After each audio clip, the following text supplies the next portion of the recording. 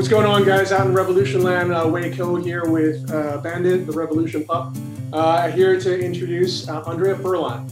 He is a co-founder of Furlan Marri, which for any of you guys that are out there on Instagram and you must have seen Furlan Marri absolutely blowing up.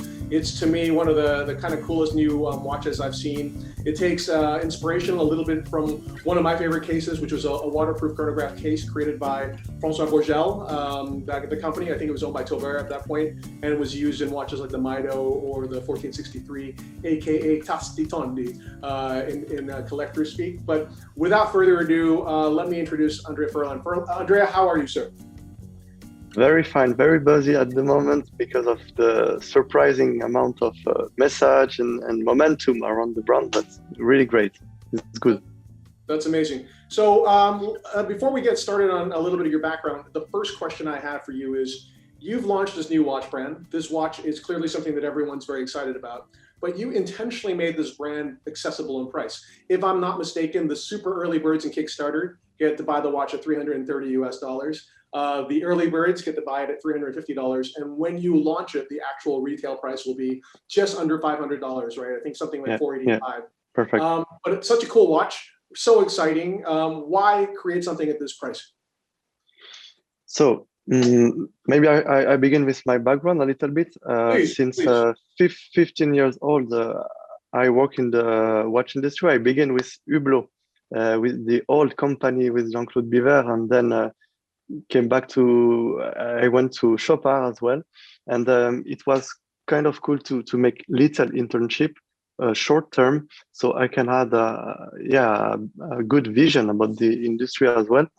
And I was so passionate. Every Basel World I went with my father, sitting there to asking for internship. So yes, and then I went with HD3 complication with Jörg Isek, which who teach me a lot about the hand sketch. And then I went also to Sarkar, which is a small brand. Yes, after my graduation at the ECAL Industrial Design, I went directly to work with Dominique Renaud, co-founder of Renaud Papy. And with him and 4 other people, we released the DR0112 first. It was a watch that turned 30-60 degree, that cost $1 million. It was a crazy project, but it was exciting, and yeah, to be close like that with Dominic, with a watchmaker, with an engineer, it's really nice to even know.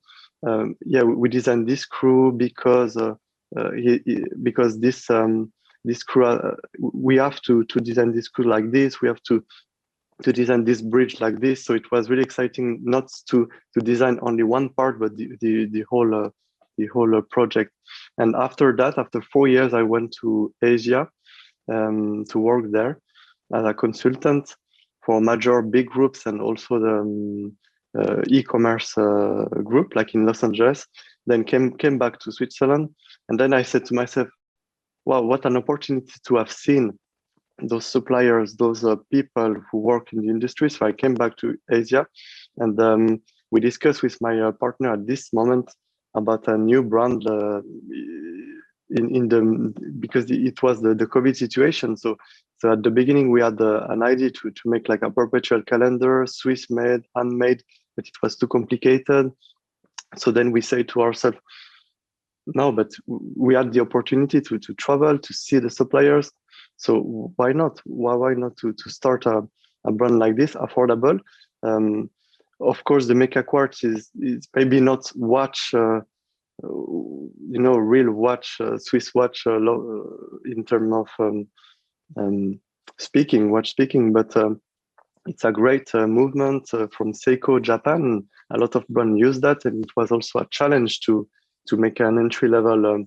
Our vision of the Mecha-quartz entry level, it will be the base for the future of the brand. And of course, we will do after we will do Swiss movement as well.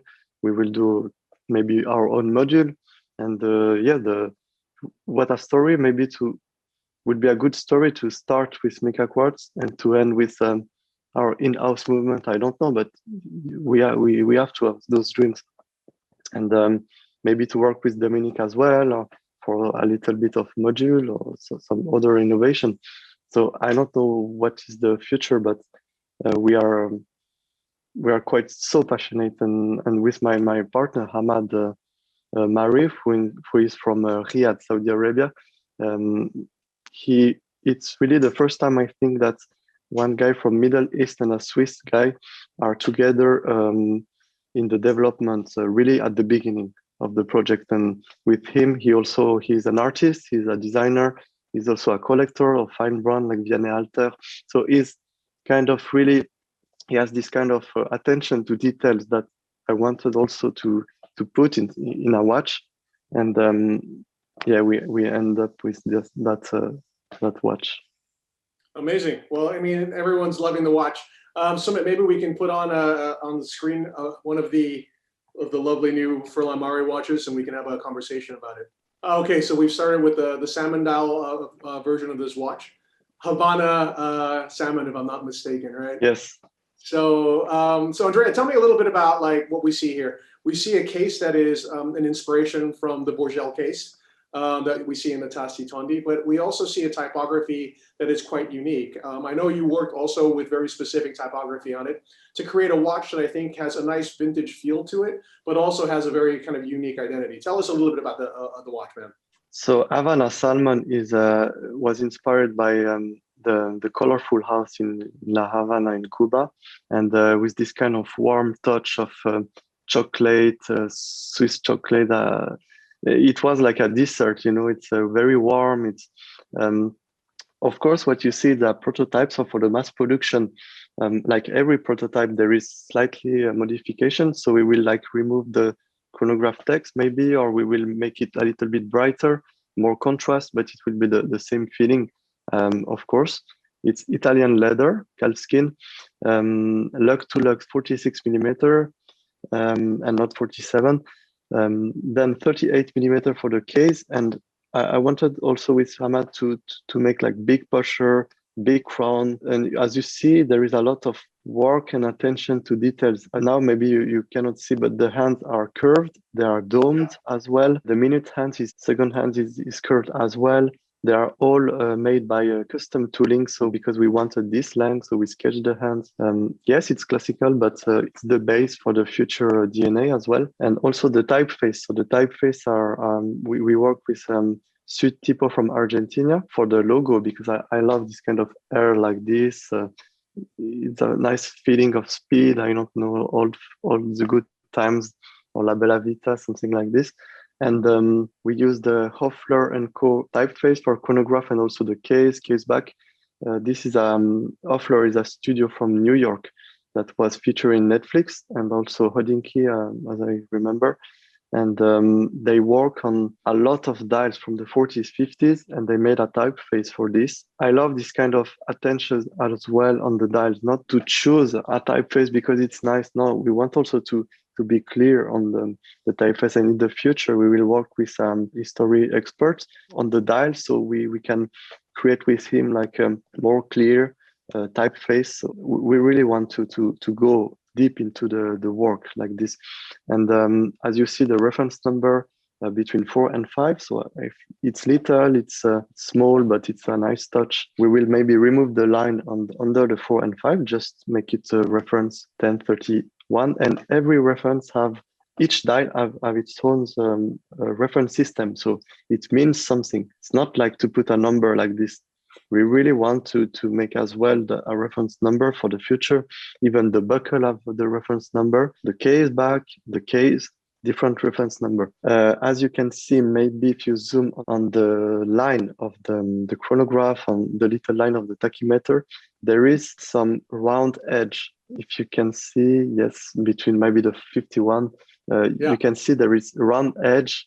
It's not like a line, you know, there is a little round edge. And this is to reproduce like the ink of the past when the inks goes like this on the dial, you know. So it was a little mistake, but not a mistake.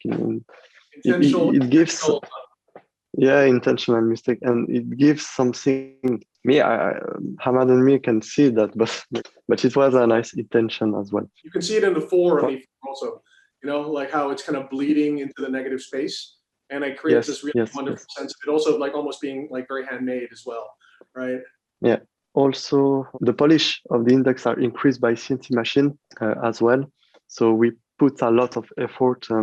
When you say What? increased by CNC machine, what do you mean? So the polish of the index are when they are made, when they are produced, they are we redo the surface. We flat the surface of the index with a machine, a robot CNC, to make it even more brighter, even more polished, like perfect flat face. That's incredible. And we wanted to be like really sharp, really brut, And even you can see the crown, the teeth of the crown are not polished, round, no, brut, sharp as well. There is no logo on the crown because we think the pusher speaks for themselves. Of course, the main inspiration for the first DNA of the brand, it's the work of the greatest case maker of the past, like Tauber, François Borgel first, but then yes, bought by Tauber. And this kind of attention to the case, decagonal case back like this, we found it really well, and we want to that this case serve as a daily reminder of the work of the great case maker of the past, and also a starting point of our DNA. So it's the first shot, but then we will modify some the dials, but the base will be there. The feeling of the Borgel case will be there.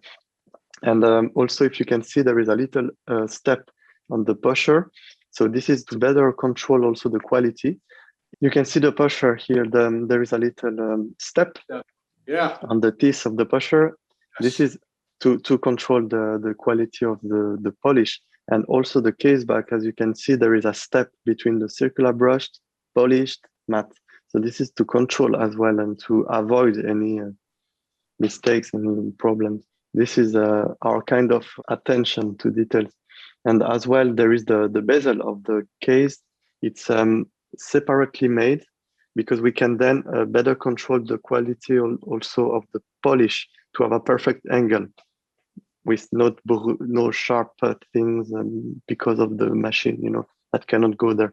Just looking at this case back is quite extraordinary because you've got a circular brushing in the center of it. Then you've got a step down with a polish onto the 10-sided shape of the case back. And then again, another step, which is the interface with the mid case. And that and that part there is also a different finish as well. So it's really an enormous attention to detail. Why don't we do a quick look through the various different versions, and you tell us a little bit about what your inspiration is for you. Perfect. So perhaps we can start with the Tassi Tondi, which is kind of an ivory dial. I guess it would be the most classic of those watches, but very, very cool. I think my editor Banu from the United States says he's already he's ready to jump onto the Kickstarter for that. So yeah, that's absolutely stunning. I guess this is, tell us a little bit about this watch. It's got, it got a beautiful two-tone effect to it. And I guess it's the most historic of the 5 watches. Yeah, it was the starting point is this kind of case, and of course Tassi Tondi for the pusher, like Italians love to say as well, and 2-tone styles, silver and kind of this creamy white, but then on the lights, the daylight, it turns yellow, it turns silver, so it's really great to see in the light. And there is also the blued, tempered blued steel for the hands. So it's also a nice attention to not just make vivid. Andrea, can I confirm with you that the blue steel hands are actually heat treated blue? Yeah, heated blued steel. Wonderful. I mean, there's so much like attention to detail in this. As you were saying, the top surface of the applied indexes is actually polished using the CNC machine. If later we can take a look at like a close up of the hands, the central hour, minute, and chronograph hands are all bent so that they contour with the sapphire crystal. This is just a killer watch, man. Okay, let's look at Mr. Gray next. So we can go like kind of the chromatic scale from one watch to the next. And it was funny, I think you sent us Mr. Gray as well. And I was blown away by this watch. Like, I love this one, maybe the best, but I have to say, and Sumit loved the gold one as well, which was super dope as well. But every watch has its own specification, its own soul, its own little story. We say to ourselves, okay, Mr. Gray, maybe in the 40s, if we had the chance to work with Tauber for a case or for a little work, and we order a case from him, it will be like this. And Mr. Gray was maybe a guy in the 60s, 50s, 60s who were only a gray suit, Italian, really well-made suit, all in gray. And it's like this kind of guy who go on holiday on south of France or Italy in the Amalfi Coast and with his friends. And it was kind of this kind of story. And Mr. Gray is like, I love this watch because it's classical, but it's also timeless, I think, in the term of colors. Gray is matching very modern feeling too, you know. There's a great film by Alfred Hitchcock called North by Northwest, and in it, Cary Grant is wearing just one gray suit the entire movie, and he's being chased by planes and, you know, kind of like hiding inside of luggage compartments. But like, this is kind of the watch that I see him wearing. So we've looked already at the Armada Salmon. So let's look at the two black dial watches. So maybe we'll start with the steel version of it, which I have to say is really cool as well. And then we'll go to Suma's favorite, which is the rose gold version. I have to also commend you because, you know, when Roger Dubuis decided to do his tribute to the Tassi Tondi and the reference 130 from Patek, he did like a very beautiful job in terms of the case, but he used a very kind of like normal crown on it.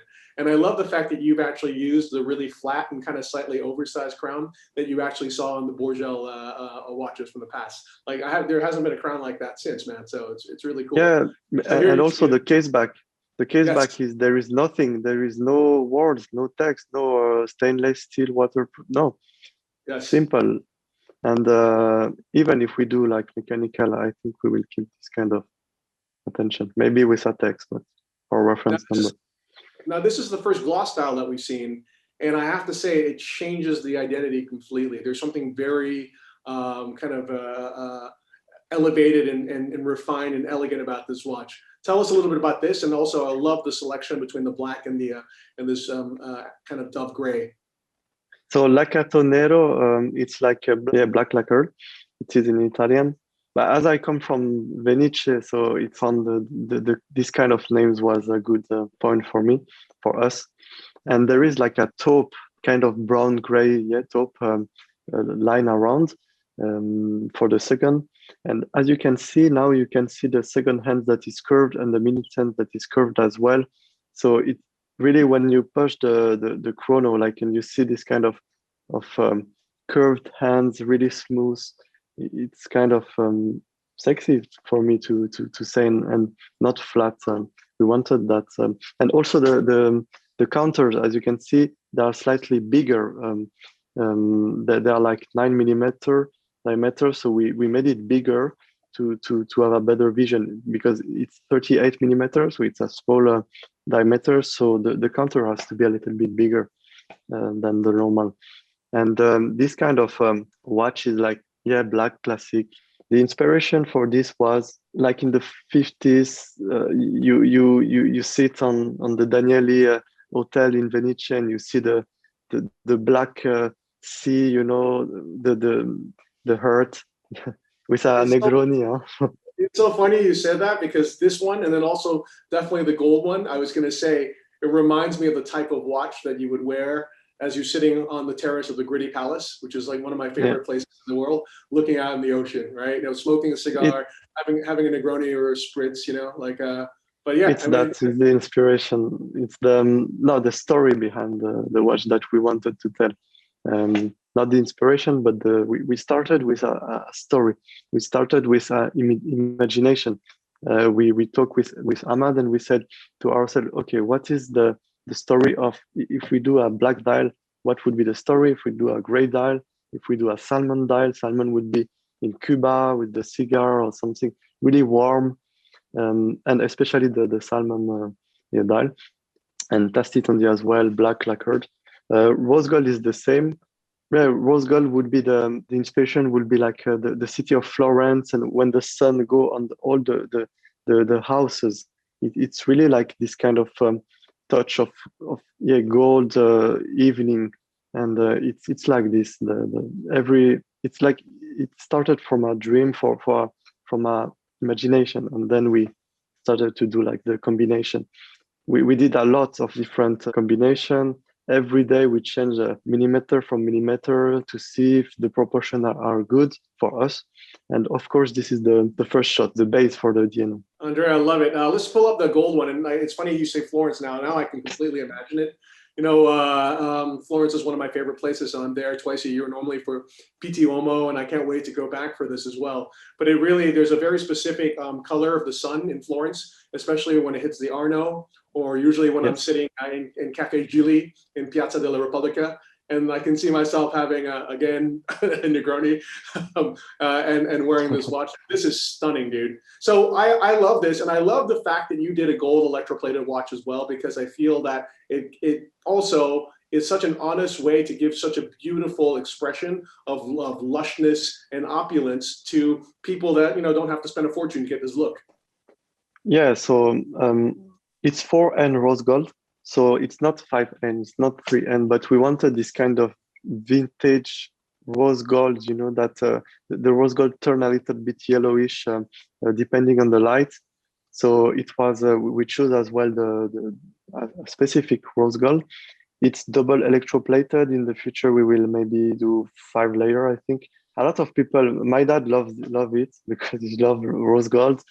Some people don't like rose gold plated, but we wanted to do our 4N rose gold case, and especially it gives so much class when you are sitting.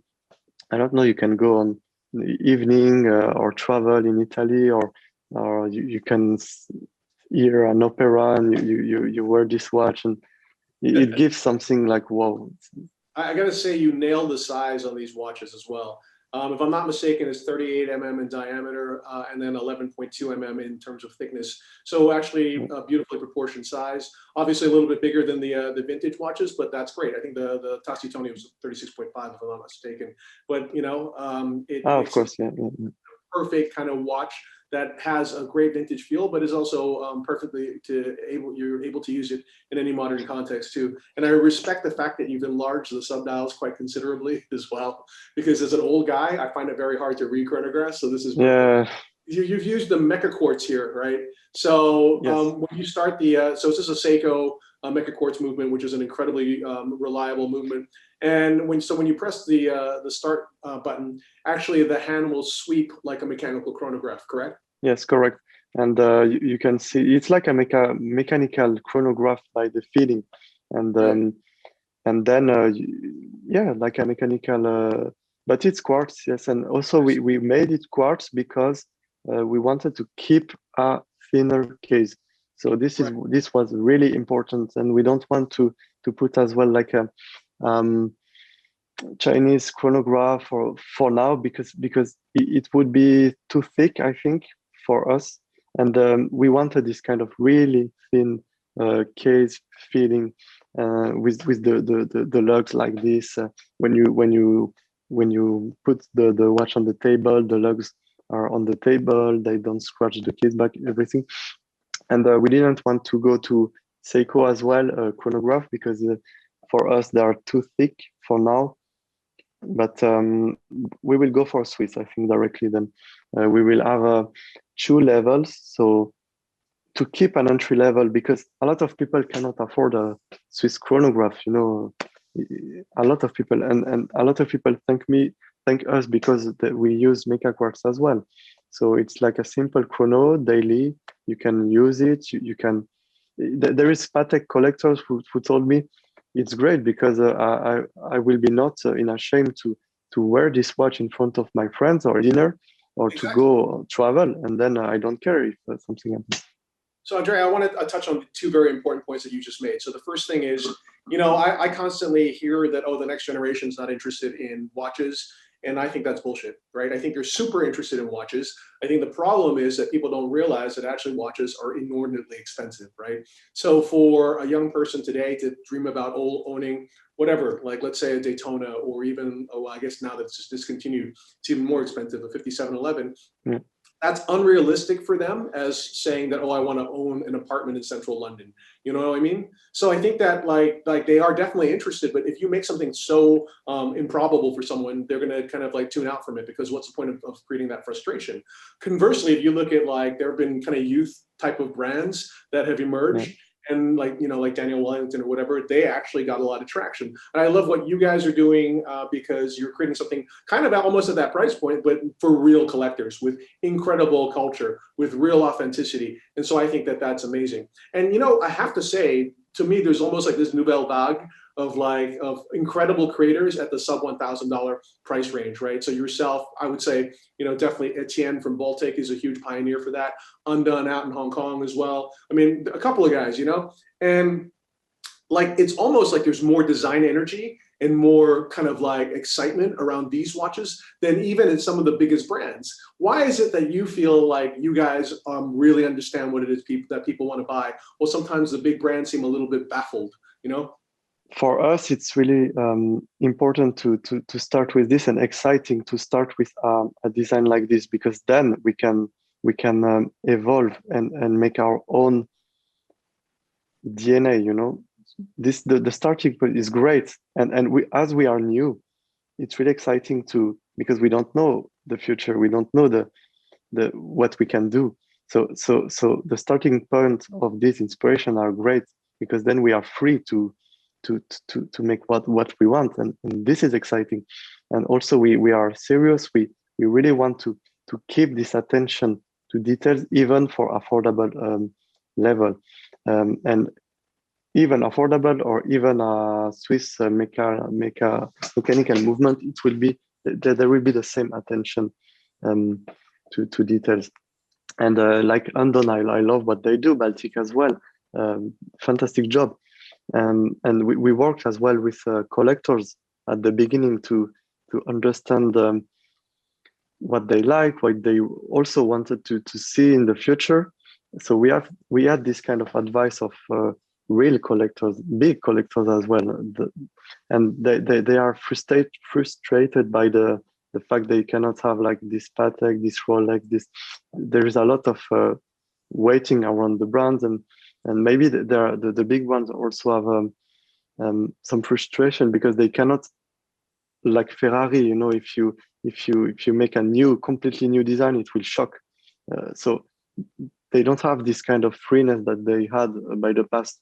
So I think it's interesting to begin with kind of inspiration like this, and then be free to evolve and make our own DNA around it. Amazing. And another thing your friend who's a Patek collector brought up, which is very true. Quite honestly, there's two reasons why it's a little bit challenging to wear a super nice watch today, especially like a irreplaceable vintage piece. The first is that from a cultural perspective, of course, maybe it's not the right message, especially during a time where everyone's gone through a lot of hardship. And then the second thing is actually super dangerous. You know, like it's the amount of people that are now being targeted for their watches on the streets of London, any of the major cities in Europe, you know, even Geneva is super dangerous as well. Now so Geneva, yeah, totally. It's to be able to wear something great that gives you so much pleasure, but also you're not terrified that you're going to lose it, right? You're not terrified you're going to get it taken from you. And if it does, of course, it hurts, but it's not going to, it's not going to alter your life radically as it would if, like, your Tasti Tondi got stolen, right? So that's important too. And it was really important to also talk to collectors, real fine collectors, because we don't want. Of course, it's Mecha-quartz but it's a nice attention to collectors' watch, and as well. What is funny is we show that watch. We put that watch on a wrist on a collectors in Saudi Arabia, and other people came and said to him, "Wow, this watch! How much is that watch? I want to buy it." And he said, by joke, he said 15K, and the people say, "Okay, I want 3. Where can I buy them?" It was really funny to see, even from far. So yeah, it's. Okay, I know you have a strong watch culture, and you mentioned that there's going to be an evolution you're starting with Mecha-quartz, but of course you're going to go into mechanical at some point, maybe to have a complicated version of this watch. If you have a dream movement that you could use in this watch, what would be the dream that you could, like, if you had access to anything? Yeah, maybe a column wheel chronograph mechanic. Yeah, column wheel. Because now, if you go to Swiss, I don't think there are column wheel affordable chronos. So maybe in the future we can do our own column wheel chrono with develop our own little complication, our own chrono, our own. It will be great to see what we can do, and this will depend on the results of the campaign, because with the amount of funds we can then put a certain amount into research, into development, we can go fast.